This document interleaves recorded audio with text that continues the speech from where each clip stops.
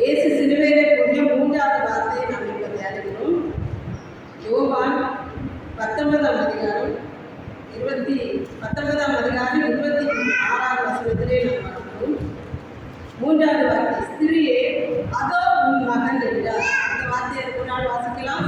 அப்பொழுது இயேசு தம்முடைய தாயை அருகே நின்ற தமக்கு அன்பாயிருந்த சீஷரையும் கண்டு தம்முடைய தாயை நோக்கி, ஸ்திரீயே அதோ உன் மகன் என்றார்.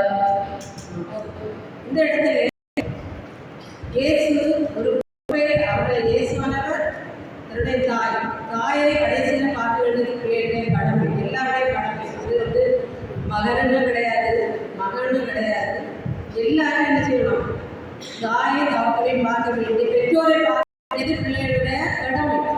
அதுக்கு நம்ம ஊர்ல என்னது, பிள்ளை தாய் தாப்பி நல்லா இருக்கு, பொம்பளை பிள்ளையை நல்லா பயன்படுத்திக்கிடுவாங்க, விலவீனப்பட்ட போட்டுருவாங்க. அதுக்காக பார்க்க வேண்டிய கடமைன்னு சொல்லிட்டு மாண்டு தள்ளிடுவாங்க.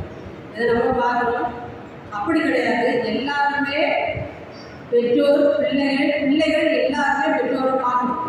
எந்த இடத்துல அதுதான் இயேசுப்பா நம்ம கூறியிருக்கிறது. அவருடைய பொறுப்பு அந்த இடத்துல நம்ம பார்க்கணும். ஸ்திரியே அதோ ஒரு மகன் சொல்லிட்டு யோவான், இயேசுக்கு அன்பா இருந்த யோவானை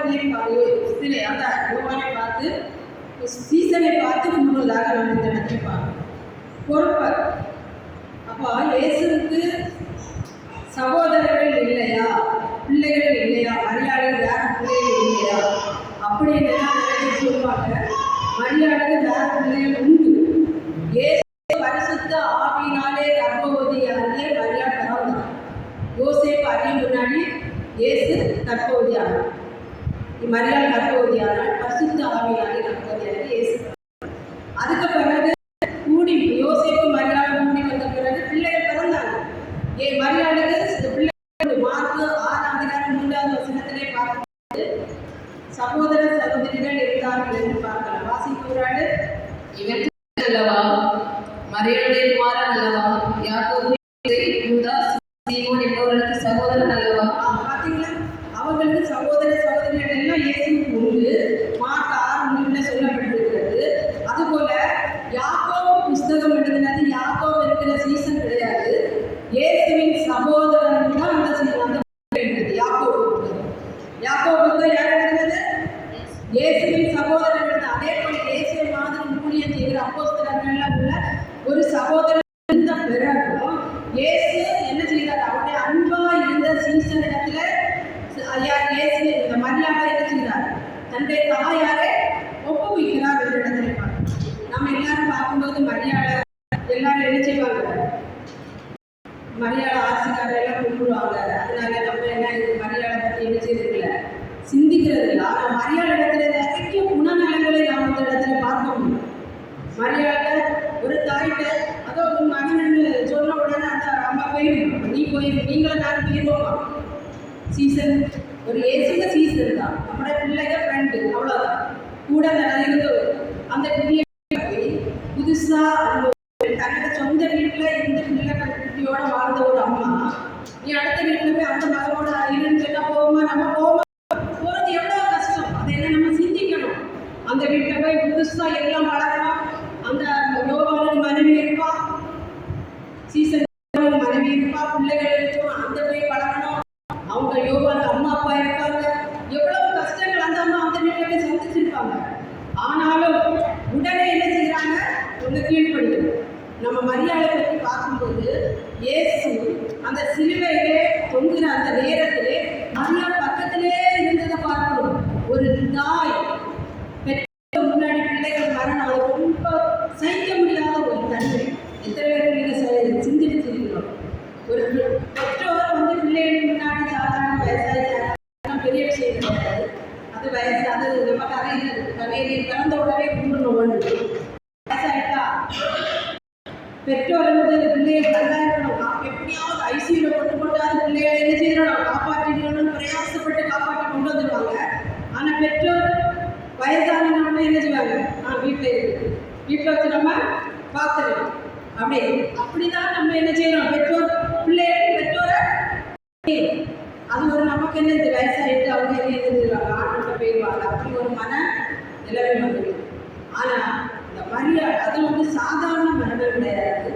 எவ்வளவோ துன்புறுத்தப்பட்டு சித்திரவதை பண்ணப்பட்டு இயேசு என்ன செய்கிறார், அந்த இடத்துல சிலுவையிலே தொங்கிக் கொண்டிருக்கிறார்.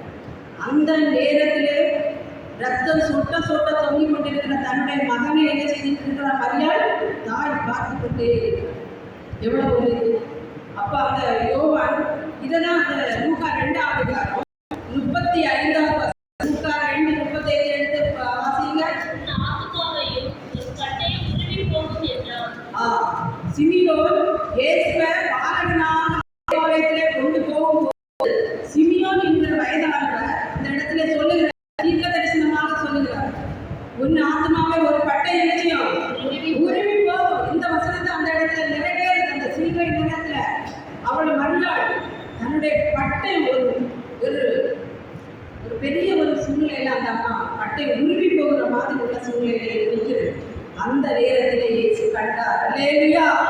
எனக்கு நீங்களும் நானும் எந்த ஒரு சூழ்நிலையில இருந்தாலும் இயேசு உங்களை காண்கிறார்.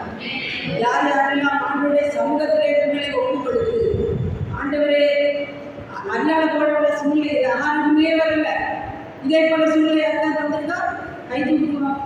மரியாள் அந்த இடத்திலே சிலுவை மேலே நிற்கிற நேரத்தில் இவ்வளவு நிந்தைகள் அவமானங்கள் இருந்த நாள் அந்த நேரத்தில் இதே போல சூழ்நிலைகள் யாருக்கு இல்ல. ஆனா அந்த நேரத்திலே தேவன் மரியாள் கண்டார். அவளுக்கு ஒரு பொறுப்பான ஒரு மகனை ஒப்பு கொடுத்தார். ஆனால் உங்களையும் என்னையும் காண்கிற தேவனாக அல்லேலூயா. கருத்தப்பட்டு பாரம் சோபவர்களே, நீங்கள் எல்லோரும் என்னிடத்தில் வாருங்கள், நான் உங்களுக்கு இளைப்பாறுதல் தருகிறேன். அதை காண்கிற தேவன் இளைப்பாறுதல் தருகிற தேவன்.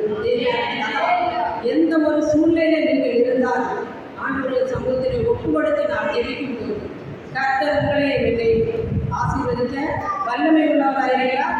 காண்கிற தேவனா இருக்கிறார். எந்த சூழ்நிலையிலும் உன்னை காண்கிற தேவன், இருதயத்தை காண்கிற தேவன். இந்த இடத்துல இந்த நேரத்தில் ஆண்டவர்கள் மத்தியில் அசைவாடி கொண்டிருக்கிறார். நீங்கள் கவனமா எந்த காரியமா இருந்தாலும் உண்மை உள்ளவர்களாய் ஆண்டவருடைய சமூகத்திலே வரும்போது கர்த்தர் உங்கள் காரியங்களை கண்டு அதற்கு பதிலளிக்கிறார். இல்லையா? ஆண்டவராக மரியாதை குறித்து பார்க்கும்போது அந்த இடத்துல அவர் உடனே என்ன செய்கிறார், ஒப்புக்கொள்ளுகிறார். அதோ உன் மகன் சொன்ன உடனே என்ன செய்கிறார், நான் இல்லைன்னு சொல்லல, ஒப்புடுது. அதே போலதான் லூக்கா அதே 2ஆம் அதிகாரத்தில் வரும்.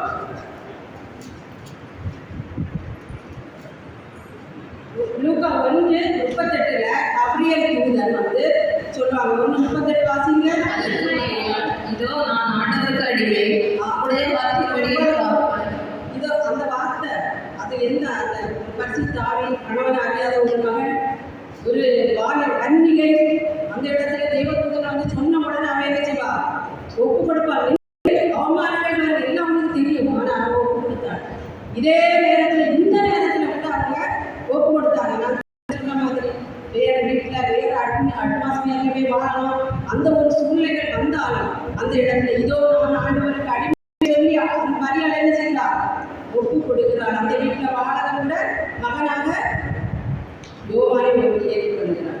அதுபோல நீங்களும் நானும் எந்த ஒரு வசனம் உங்களுக்கு தேராய் கடந்து வருகிறதோ அந்த வசனங்களுக்கு நீங்கள் ஒப்பு கொடுத்து நான் ஆண்டவரை அடிமையாகலாம் சொல்லி தன்னை தாழ்த்தி ஆண்டவருடைய சமூகத்தில் ஒப்பு கொடுக்கும்போது ஆண்டவர்கள் உங்களை உயர்த்த வல்லமை உள்ள தேவனாய் இருக்கிறார்.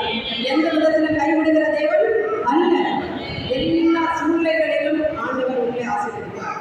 மூன்றாவதாக நாம் பார்க்கும்போது மரியாள் எல்லாவற்றையும் தன்னுடைய இருதயத்திலே என்ன செய்தார், வைத்து சிந்தித்துக் கொண்டிருந்தாள் என்று நாம் பார்க்கிறோம். மரியாதை குணநலன்களை நான் சொல்றேன். மரியாள் அதிலே பார்க்கும்போது லூக்கா 2ஆம் அதிகாரம் 19வது வசனத்தை ஒரு நாள் வாசிங்க.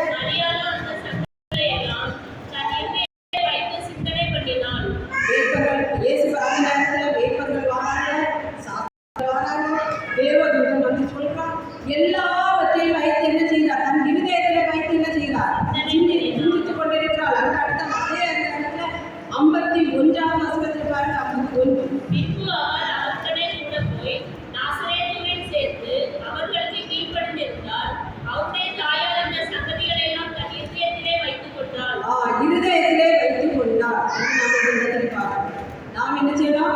எல்லா காரியங்களையும் இருதயத்தில் வைத்துக் கொள்ள கற்றுக்கொள்ளணும். ஒரு பிரச்சனை ஒரு வீட்டில், நம்ம வீடுகளில் ஒரு பிரச்சனை வருதா, நீ போய் இருதயத்தில் வச்சு ஏசப்பாட்ட ஜெபம் பண்ணு. மத்தேயு 6:6 நான் எப்பவும் சொல்லுவேன், 6:6 அரை வீட கூட்டிட்டு உள்ள இருந்து ஜெபம் பண்ணு. செல்ல எடுக்காத, பைபிளை எடு.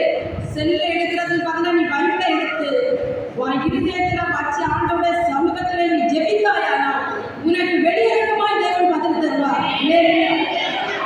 அண்ணன் பிள்ளைகள் வந்துடும், அம்மா அப்பா வந்துடுவாங்க, மாமா மாமி வந்துடும், தம்பி தங்கச்சி வந்துடும். எனக்கு பலமான ஆள் உண்டுன்னு நினைக்காது. ஒருத்தம் வரமாட்டான். அந்த நேரத்தில் உனக்கு பிரச்சனைகள் நேரத்துல உன்னை இழந்து கொண்டு இருப்பானே தவிர உனக்கு முன்னாடி ஒரு ஆள் ஏசப்பா மட்டும் உன்னை காண்கிறதே.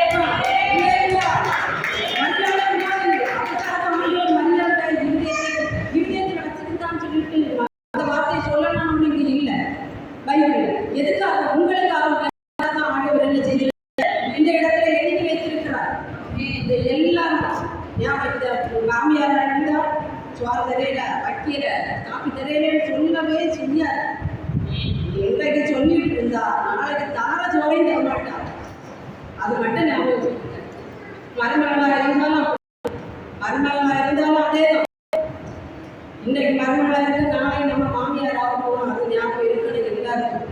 பிள்ளை தாய் தகவல்மார்களை பார்க்க வேண்டிய கடமை பெற்றோருக்கு பிள்ளைகளை பார்க்க வேண்டிய கடமை இருக்கு. பிள்ளைகள் ஒரு தப்பு செய்தால் பெற்றோர் அதை மன்னிக்கணும். இரண்டாவது, பிள்ளைகள் பெற்றோரை பார்க்க வேண்டிய கடமை உண்டு. கடைசி வர அதுக்காக நான் சொல்றேன். பொறுமை தியாகதான், நிதானம் தேவை. பிள்ளைகள் அதாவது மரியாதை எல்லாவற்றையும் தன் இருதயத்திலே வைத்துக் கொண்டான் என்று நம்ம இந்த வேத புத்தகத்தில் இருக்கிறது. அன்பான தேவனுடைய பிள்ளைகளே, முதியோராக இருக்கும்போது பல நிந்தைகள் காரியங்கள் வரும். எனக்கு தெரியும், நானும் அது போல கவனிச்சதுதான். எல்லாம் கடைசி நம்ம விலவினராக நம்ம சம்பாத்தியங்கள் குறையும் போது எல்லாரும் கைவிட்ட மாதிரி ஒரு சூழ்நிலைகள் வரும். அது கண்டிப்பாக வரதான் செய்யும். எல்லாரும் வரும். இன்னைக்கு நான் எடுத்தா நாளைக்கு எனக்கு வராது வராதது இல்லை. பிள்ளைகளுடைய அன்பு, பிள்ளைகள் எனக்கு வேலை உண்டு, பிள்ளைகளை பார்க்கணும், வேலைக்கு போகணும், அப்படி இருக்கிற நேரம் பெற்றோரே கொஞ்சம் தூரமாக நம்மளை பார்த்த மாதிரி தான் நம்ம. அப்படிப்பட்ட சூழ்நிலைகளில் எல்லாவற்றையும் காண்கிற தேவன், இருதயத்தை காண்கிற தேவன் ஒருவர் மாத்திரம். அதனால இருதயத்தில் எல்லாவற்றையும் வைத்து அவருடைய சமூகத்திலே நம்ம உட்படுத்தி செய்யணும். அப்படி பெற்றோர் நிறைந்து உங்களுக்கு பிள்ளைகளுக்கு பிரச்சனைகள் வருமா, ஒரு வேதனையான வார்த்தைகள் வருகிறதா, நீ இருதயத்தில் வச்சு ஏசப்பட்டு எல்லா ஆண்டவர் காண்கிற தேவன். இன்றைக்கு அதான் சொல்லி இந்த வசனத்தை ஆண்டவர் என்ன பேச வச்சிருக்கிறார். இந்த காரியம் நீங்கள் ஆண்டவருடைய சமூகத்திலே ஜெபிங்க. மற்ற 6 மறந்தே போடாதுங்க. எல்லாருமே நான் எப்போ பிரசவம் பண்ணாலும் இந்த வார்த்தையை நான் சொல்லுவேன். எங்கே போய் பிரசவம் பண்ணாலும் நான் 7 வார்த்தைகளை பார்த்து நான் ஒரு இடத்துல பேசவும் செய்தேன். நீங்கள் இந்த வருஷம் நீங்கள் எல்லாருக்கும் நான் சொல்றது இந்த வார்த்தை இருதயத்தில் வைத்து ஏசப்பட்டு சொல்றேன். வெளியிறக்கம் உனக்கு பதில் தருவார். இல்லையா? அடுத்தபடியாக மரியாதை பார்க்கும்போது இயேசுவின் தாயார் இருந்தாலும் அவங்க அப்போஸ்தலர் 1:14 வசனத்தை எடுத்து அப்போஸ்தலர் 1:14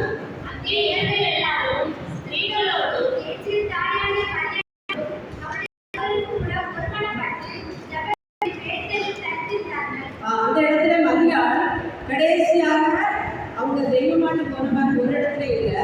அவங்க என்ன செய்யறாங்க, பரிசுத்த ஆவி வரும்படியாக காத்திருந்து ஜெபித்தார்கள். இல்லையா? அவங்க பரவாயில்ல இருந்து கேட்டாங்க. நீங்களும் நானும் ஒரு மரியாதை கொடுக்குறேன். ஒரு மனப்பாட்டு இல்லை. சர்ச்சில் வந்தா அது இதுன்னு பார்த்துட்டு இருக்க கூடாது. உங்களுடைய ஒரு பாட்டை தேவன் ஒருவர் அது 2 பேர் அது என் நாம எங்கே இருக்கிறீர்களோ அவர்கள் மத்தியிலே இந்த இடத்துல கர்த்தர் இருக்கிறார். இந்த வார்த்தைகள் உனக்கு வருகிறதா? அப்ப அந்த வார்த்தைகள்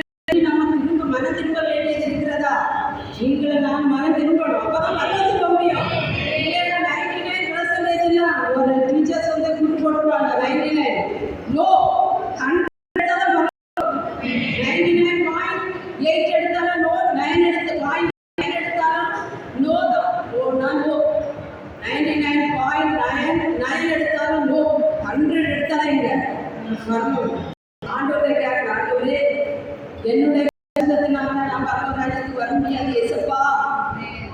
என்னுடைய அபிஷேகத்தினால நான் ஏதோ பெரிய அபிஷேகம் பெற்றுட்டேன் பரலோகத்துக்கு வர முடியாதப்பா. நீங்க கிருபையா என்னை பரலோகத்துல ஜெபத்திலும் ஒருமனப்பட்டு கடைசி வரை தரித்திருந்தார். அதனால ஏசப்பா ஒரு சீசனாக ஒரு ஆளை தேர்ந்தெடுத்து கொடுத்தார். அவங்களை கடைசி வரை பார்க்க பைபிள்ல இல்லை, அங்கே ஹிஸ்டரியில் எழுதப்பட்டிருக்கிறது. 11-12 வருஷம் மரியாதை உயிரோடு இருந்தாங்க. யோபா கடைசி வரை இருந்து கவனித்துட்டு வரதான் ஊழியத்துக்கு வரத ஊழியத்துக்கு போயிட்டு மரியாதை கவனித்ததாக ஹிஸ்டரி சொல்லப்பட்டிருக்கிறது. அதனால நீங்களும் நானும் பார்த்தேன், என் மாமியார் பார்க்காம எல்லாருக்கும் தான் தெரியும். படுக்கையில் வச்சு நான் பார்த்தேன், நல்லதான் நல்லா பார்த்தேன். அதனால கடைசி வரை பார்க்கணும். ஆனால் நான் எப்பவுமே சொல்லுவேன், இயேசுவா நான் ஊழியத்துக்கு போவேன் சொல்றாரு. ஆனால் நான் மூச்சு போற நேரம் நான் என்ன செய்யணும், பக்கத்தில் இருக்கணும் இயேசுவான்னு நான் ஜோம் பண்ணுவேன். என் மாமியார் பக்கத்தில் இருக்கணும் அப்படின்னு நான் ஜோம். யாரோ ஃபோன் பண்ணி சொல்லி அவங்க ஃபோன் பண்ணி என் பிள்ளை ஃபோன் பண்ணி சொல்லி நான் போகக்கூடாது, நான் பக்கத்தில் இருக்கணும்னு ஜோம் பண்ணுவேன். அதே போல நான் மூச்சு விடுதலை நான் பக்கத்தில் இருக்கிற தேவன் எனக்கு பேசியிருந்தார். அதனால கடைசி வர பிள்ளைகள் பெற்றோரை கண்டிப்பாக யாராக இருந்தாலும் சரி, அது நீ மரணம் வந்தாச்சுன்னா நீ தான் பிள்ளை அவங்களுக்கு. அதனால எல்லோரும் கண்டிப்பா வாழ்ல இந்த செய்த கர்த்தருக்குள்ள ஆசீர்வதிப்பார். அடுத்தது 26வது வசனத்தை வாசிங்க. அதோ உன் தாய் என்றார். யோவான் என்ன செய்தார், தாயை ஏற்றுக்கொண்டு தாய் சொன்னா தாயை ஏற்றுக்கொண்டார். ஒரு பொம்பளை பிள்ளைன்னா ஒரு ஆளை கூட்டிட்டு போவாங்க. யோவாவுடைய மனைவினா கூட்டிட்டு போயிடுவான். சரி, ஒரு தாய் மாதிரி பார்க்கலாம். ஒரு அம்மாவை கூட்டிட்டு போய் எவ்வளவு கஷ்டம் தானே. அந்த காலத்துல வேலைக்கு ஆனா உடனே வருவாங்க. பெரிய யாகங்களை வேலை செய்து அம்மா அடிச்சாதான் சாப்பாடு, வயல் அடிச்சாதான் சாப்பாடு, எல்லாம் இப்போ உள்ள விஷயம் மாதிரி ஒன்றும் கிடையாது. எல்லாம் மனுஷன் தான் செய்யணும். அப்படிதான் இருந்தது அந்த காலம். யோவான் உடனே கீழ்படிச்சு என்ன செய்தார், அந்த தாயை கூட்டிட்டு போய் தன்னிடமாக சேர்த்து கொண்டு தாயாக பார்த்தாங்க திட்டு வேறு சொல்லப்படுகிறது. அதனால அவர்கள் சிலுவையிலே இயேசு மறிக்கிற நேரம் சிலுவை அண்டையிலே இருந்தார் என்று பார்க்கணும். இப்போ எவ்வளவு நிந்தனைகள் அவமானங்கள் எல்லாரும் ஓடிட்டாங்க. ஆனால் யோவா கடைசி வரை அங்கே என்ன செஞ்சார், இருந்தார். பார்த்தீங்களா, இப்போ எவ்வளவு தைரியமாய் ஆண்டவருக்காக நின்றார். நீங்களே நானும் தைரியமா இருக்கோமா? இன்னைக்கு ஒரு ஆள் வாசல் கிட்ட துப்பாக்கி வச்சுட்டு வாருங்க, எத்தனை பேர் ஆராதனை போறீங்க பார்ப்போம். இன்னும் எத்தனை பேர் வருவீங்க? தைரியம் இருக்கா உங்களுக்கு? எனக்கா இயேசுவானவரை பாருங்க, ஒரு சின்ன கரண்ட் இல்லைனாலும் அவ்வளோ அவ்வளோ கஷ்டப்படுறோம். நான் என்ன சேர்த்து தான் படப்படா கொண்டு போனாங்க.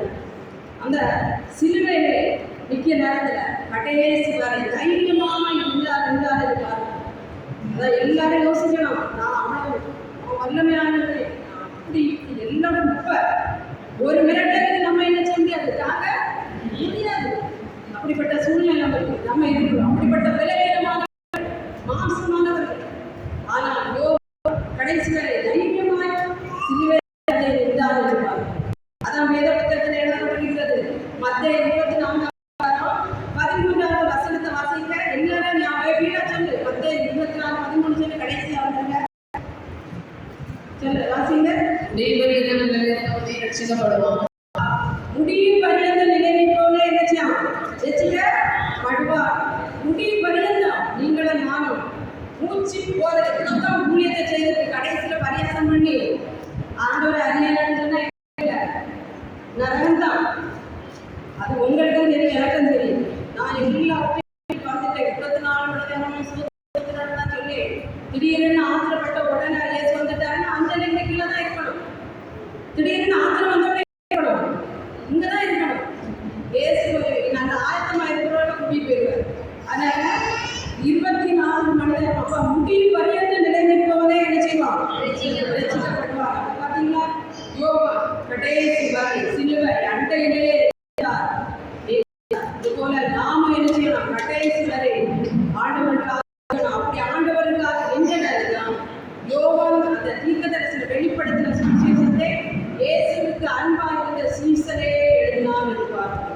இனி நடந்த காரியங்கள், நடந்து கொண்டிருக்கிற காரியங்கள், நடக்க போகிற காரியங்கள் இயேசுவுக்கு அன்பான சீசனுக்கு மத்திமுத்தியிலே வெளிப்படுத்தின சுவிசேஷம் எழுதப்பட்டது இல்லையா?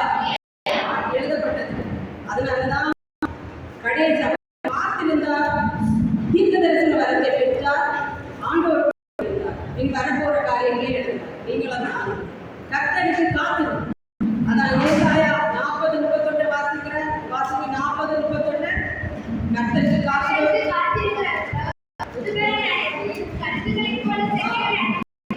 புதுபலனை காத்திருந்து ஜெபிக்கணும். காத்திருந்து வேதத்தை ஆற வேணும்.